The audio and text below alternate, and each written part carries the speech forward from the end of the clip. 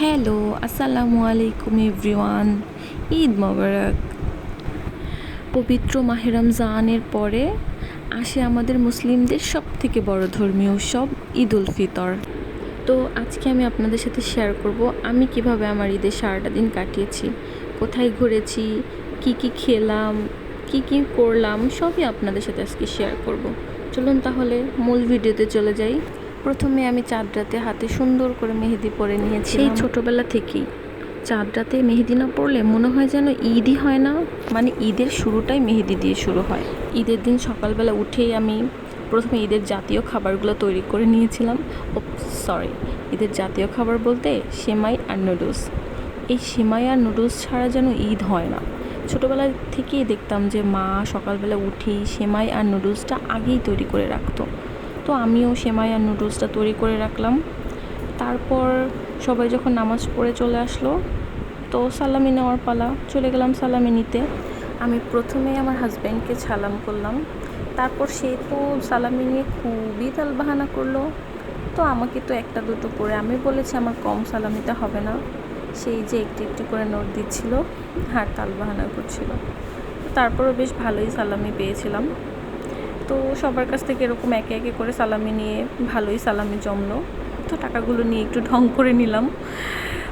ঈদের দিনে একটা মজা হচ্ছে, মানে খুব অল্প সময়ে অনেক ইনকাম করা যায়।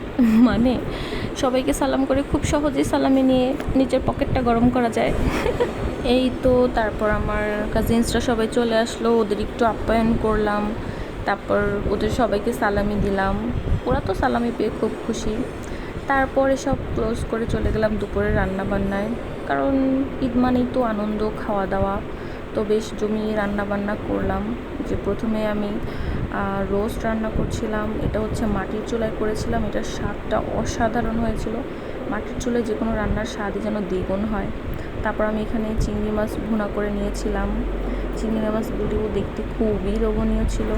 চিংড়ি মাছ রান্না করার পরে আমার শাশুড়ি আম্মুর হাতের গরুর মাংস যেহেতু অনেক মজা হয়, তাই গরুর মাংসের দায়িত্বটা তার ছিল। সে অনেক মজা করে গরুর মাংস রান্না করেছিল। এই যে দেখতেই যেন অনেক লোভনীয় লাগছিল, মনে হচ্ছিল যে এখনই খেয়ে নিই।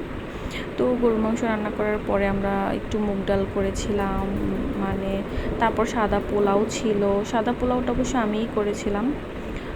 তো খুব ঝরঝরা হয়েছিল পোলাওটা। সাদা পোলাওয়ের পরে আমি সব কিছু রান্নাবান্না শেষে টেবিলটি সুন্দর করে ডেকোর করে নিয়েছিলাম। এই তো আজকের মেনুতে যা যা ছিল সবই এখানে দেখে নিন। আমি একটা আইটেম দেখাতে ভুলেই গিয়েছি, সেটা হচ্ছে রাজহাঁস। এই যে এটা হচ্ছে রাজহাঁসের মাংস, এটা আমাদের খুবই পছন্দের একটা খাবার। তারপর গরুর মাংস, চিংড়ি মাছ, সবজি ছিল, রোস্ট ছিল। এই তো তারপর রুই মাছ ছিল, ডাল ছিল। তো খাওয়া দাওয়ার পর একটু ঘুরতে বের হয়ে গেলাম। তো একটু সন্ধ্যা হয়ে গিয়েছিল, বাট তবু আকাশের দৃশ্যটা দেখে খুবই ভালো লাগছিল। তো আমরা একটু নদীর দিকে ঘুরতে গিয়েছিলাম। সন্ধ্যার একটু আগে ছিল বেলাটা, সূর্য কেবল ডুবছে এরকম সময়। এই যে নদীর দৃশ্যটা এত অপরূপ ছিল, খুবই সুন্দর আর স্নিগ্ধ, মানে মনোরম। আমার তো খুবই ভালো লেগেছিল। তারপর আমরা ঘুরে তারপর সন্ধ্যার দিকে একটু স্ন্যাক্স খেতে চলে গিয়েছিলাম রেস্টুরেন্টে। একটু হালকা পাতলা খাওয়া দাওয়া করার পরে আমরা সবাই মিলে অনেকক্ষণ আড্ডা দিলাম। তারপর চলে আসলাম বাসায়।